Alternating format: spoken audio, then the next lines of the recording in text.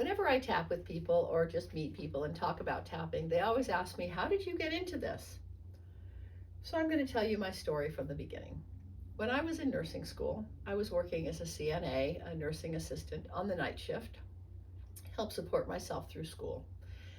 I came on shift one evening and I was in my uniform and I walked into a patient's room and I said, hi, is there anything I can do for you? It's about 11:30 or midnight at this point.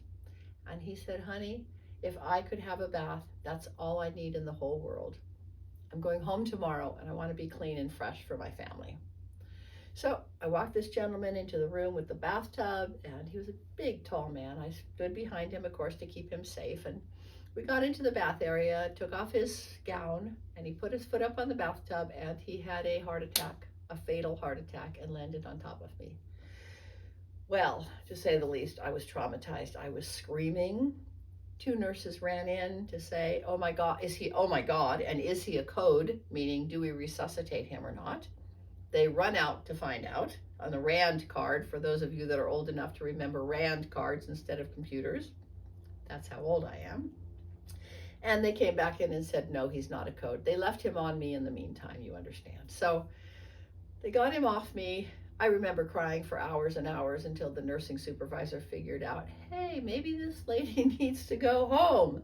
So they sent me home, and that started, I was out of work the first time for 6 months with extreme, extreme sciatic pain. That started a 30-year journey of pain.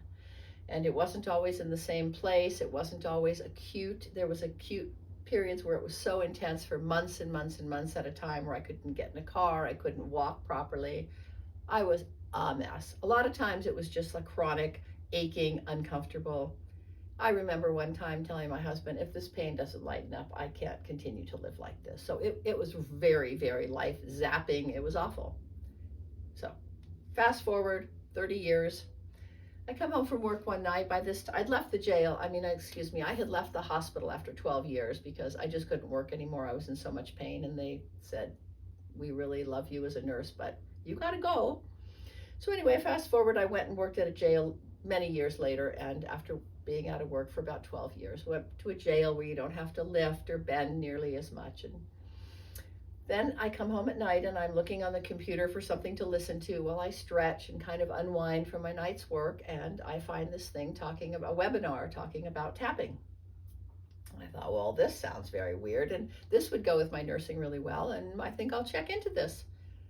There was a workshop an hour away the next weekend. I took it. I was like this the whole weekend. Couldn't believe what I was actually hearing, that this was a true thing that people are doing, that it works, blah, blah, blah.